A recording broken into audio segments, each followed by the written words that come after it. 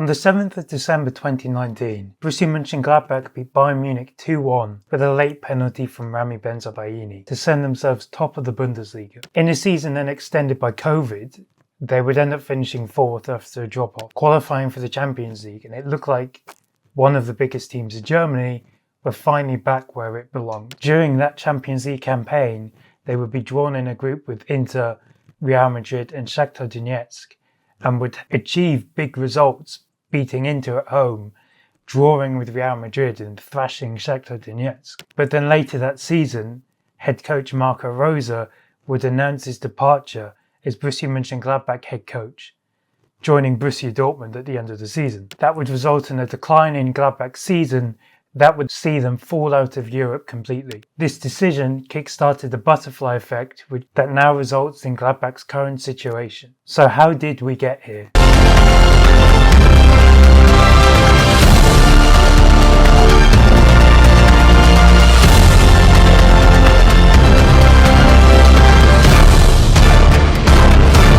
Following Rose's departure as head coach, Gladbach now needed to find a new one. And they had seemingly convinced Xabi Alonso to leave his role in the Real Sociedad Academy to become their new head coach. However, he ended up opting to stay in his hometown. 18 months later, he would join Bayer Leverkusen and win their first ever league title, unbeaten. Instead of Alonso, it would end up being a fellow Red Bull School graduate in Adi Hütter. The Austrian had a pedigree in the Bundesliga due to his successful spell with Eintracht Frankfurt. In Hütter's contract, there was a clause which he could activate which would allow him to leave the club earlier. He would end up activating this clause. The clause was worth 7.5 million, which Gladbach paid and made Hütter one of the most expensive managers in Bundesliga history at the time, before later that summer Julian Nagelsmann would join Bayern Munich. In the summer, Hütter wasn't backed significantly. The club signed Luca Netz, Hannes Wolf and Marvin Friedrich in January. None of them first-team caliber players. Under the Austrian, Gladbach had a mixed season, the highlight being a 5-0 win against Bayern Munich in the DFB Pokal. Then things started to go downhill in the new year when Dennis Zakaria would be sold for a cut price to Juventus due to his contract expiring. This is something that will become common as we progress to now. While Matthias Ginter also announced he would leave the club on a free transfer in the summer. Again, this is something that will become increasingly more common. Ginter would end up moving back to Freiburg. However, arguably the most impactful thing happened just after the winter window, when Gladbach's long-term sporting director Max Abel, who had been key in building Gladbach up into the club that they had become, because when he started they were fighting relegation, and with his work and smart scouting, he had helped elevate Gladbach back into a team competing for the European places. However, he would end up leaving the club due to burnout. Later that year, he would join RB Leipzig as sporting director, and now he's director of sport at Bayern Munich. Abel would be replaced internally by Roland Wirkus, who was the academy manager at the time and had been a long-time employee at Gladbach as well. So it was decided after a 5-1 win against Hoffenheim on the final day that Hütter would be sacked, with Gladbach finishing 10th. Wirkus then worked on signing a new head coach. It looked as if Vincent Kompany would be the man to take charge of Gladbach, but he instead chose to return to England and join Burnley, who he would lead to the Premier League. Kompany is now the Bayern Munich manager and has also won the Bundesliga. So Wirkus then turned to Daniel Farke, who had never managed in the upper reaches of German football and had made his name at Norwich in England, and so he would be given his first ever job in the Bundesliga. Summer signings included Ko Itakura, and Gladbach managed to pull off what was a coup at the time in bringing Julian Weigl back from Benfica, while the only notable departure that summer was Brulin Bolo, who moved to Monaco. It looked as if Gladbach was starting to create a decent team, and there was positivity around the squad. And then they started the season under Farke strongly, occupying the European spot. However, the first half of the season was blighted by a loss in the DFB Pokal to Darmstadt. And then in the winter, Gladbach would lose their long-term number one and one of the best keepers in the league in Jan Sommer, who would join Bayern as a replacement for Manuel Neuer. Gladbach would instead replace him with his compatriot Jonas Omlin from Montpellier. However, Omlin is proved to be quite injury prone. After the winter, Gladbach would then drop down the table and ultimately finish 10th again. Daniel Farke would then be sacked, and he would be replaced by former Bayer Leverkusen head coach Gerardo Seoane. Seoane had been sacked earlier that year and replaced by Xabi Alonso. The summer of 2023 showcased how poorly Gladbach had managed the transfer market in recent years. Marcus Thuram and Remy Bensebaini would leave on free transfers, when both could have garnered higher fees. Thuram was linked with a move to Inter the summer beforehand, and if it wasn't for an injury in a game against Bayer Leverkusen, he would have joined for around 40 million. But now he was moving to Italy on a free transfer. And then key figures would also leave as well. Jonas Hoffmann would leave for a cut price to Leverkusen due to a release clause in his contract. And most importantly, club captain Lars Stindl would also leave on a free transfer. So that meant a spine of leadership in the past 2 years had left in Jan Sommer, Matthias Ginter, Jonas Hoffmann and Lars Stindl. In their place came Thomas Transferer, I've butchered that, Frank Honorer, Fabio Chirodia, Robin Hack, as well as Maximilian Vober and Jordan on loan. None of them good enough to replace the players they had left. The only players that have actually made an impact at the club are Frank Honorer and Robin Hack. In Seoane's first season, Gladbach would finish 14th, only 1 point above the relegation zone, having secured their safety on the penultimate game of the season. And somehow, that summer, Seoane would keep his job. If he was sacked, it would have meant Gladbach would have had 3 different head coaches in 3 seasons following Marco Rose's departure. And so the decision to keep Seoane was due to consistency and try and create a bit of normality and not unsettle everyone immediately. The major departure, again, that summer was Manu Kone, who could have garnered a lot of money, upwards of 40-50 million at one point in his Gladbach career, but instead joined Roma for just over 20 million. When it came to incomings, Tim Kleindienst would join from Heidenheim alongside Kevin Sturger from Bochum and Philipp Sander from Holstein Kiel. However, keeping with the current theme, club stalwarts such as Tony Janschke, Patrick Herrmann would retire, and Christoph Kramer would be practically forced out of the club. Gladbach started the season okay and were within touching distance of the European places for most of the season. However, the wheels came off and they did not win any of their last 7 games of the season and would slowly slip away and finish 10th. Seoane would once again keep his job. The summer would show the situation that Gladbach are approaching with how they're being run, when a video appeared of midfielder Florian Neuhaus, who, like most people in the past, had been isolated from the Gladbach squad under Seoane, appeared in a video in Mallorca dissing the club hierarchy, saying he earns 1, 2, 3, 4 million euros a year. He would ultimately be banished to the under-23s. And then in the summer, Gladbach were a lot more active, but it was the departures of Ko Itakura, who had been a bit of a defensive stalwart in the departure of Matthias Ginter, and club record signing Addison Player, which would prove to be the most impactful. Player had been a creative spark for Gladbach for much of his tenure, and even when he wasn't scoring goals, he was creating them. 3 games into the new season, Gladbach had now sacked Seoane. The club has failed to score in its past 5 games, which is over 140 minutes of football. Well, they haven't won their past 10 games either. And they have games against Leverkusen, Frankfurt and Freiburg before the international break.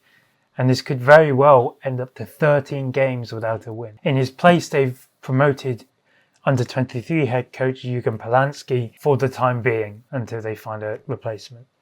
And that does mean Florian Neuhaus, he won the battle against Seoane, and because he'd been training with Polanski, he'll likely be reintegrated into the squad. But the past 4 years have shown that Gladbach no longer have any sort of direction. The once strong core of play no longer exists. I mean, it was Lars Stindl, Christoph Kramer, Matthias Ginter, Jan Sommer, Oscar Wendt. They were all there, and they all have left one way or another and have not been adequately replaced. I mean, it's quite obvious where my allegiances lie, and When I talk about a Borussia Mönchengladbach side that I remember, it's Jan Sommer in goal, Stefan Leiner at right back, Nico Elvedi and Matthias Ginter in midfield, Oscar Wendt at left back. The midfield is Kramer, Neuhaus, or Zakaria and Kone. And then you have Stindl with Hoffmann and Player with Thuram up front. That was when Gladbach were good. And now they have no recognisable similar sort of core. In fact, if you look at the rest of the squad, the current squad, only one player truly identifies with the club, and that's Rocco Wright. Everyone else doesn't really. And this is clearly a problem. So you can argue that, if we're being honest, since Verkus' arrival, he has had more misses than hits when it comes to transfers. When it comes to successful transfers, the only ones that come to mind are Koe Takura and Tim Kleindienst. You can't really you can make a justifiable argument for why the others are not. And then what they've continued to do is hire managers with different styles of play. So there's no coherent style. You had Marco Rosa, who was a Red Bull manager, and then you replace him with Adi Hutter, another Red Bull manager. And so then it would have made sense to continue with Hutter and provide him with the players he would have liked. But instead they sacked him and went with a completely different style of play and manager in Daniel Farke. And then he did the same again when it came to Gerardo Seoane. You kind of have to, whoever is hired next, you have to commit and be like, this is how we want to play. This is how Gladbach go around saying they want to play the Borussia way. And that's going back to the 70s when they would produce their own players and play this fun, fast attacking football, which earned them the nickname the Foals. They want to go back to doing that. And if you need to hire a manager who does that. Ironically, the closest Gladbach could to going back to that is rehiring Marco Rosa, which could be a justifiable solution to this. Because Rosa's stock is low, he's unlikely to get a top job in Germany anytime soon, and he can use this as his redemption arc, as you can make the argument that most of Rosa's success has came at Gladbach. He failed after a year at Dortmund. At Leipzig, he underwhelmed with a highly talented squad. Granted, he won the Pokal one year. Apart from that, he failed. And you saw it last year as well.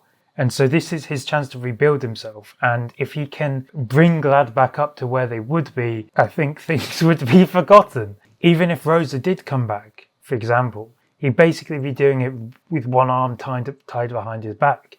Because when it comes to player trading, Gladbach are horrible at it.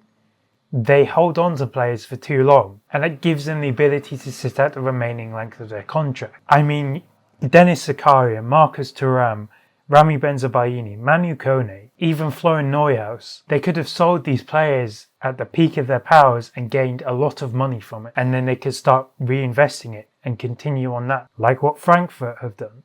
But they held on to these players for too long, and now either these players are not good enough or they left on a free transfer. I mean, you look at Marcus Thuram, for example. He's one of the best strikers in Serie A, and Gladbach let him go for free. Normally they could demand 50, 60 million. Manu Kone sold, as I said, sold for half the price he could have sold for.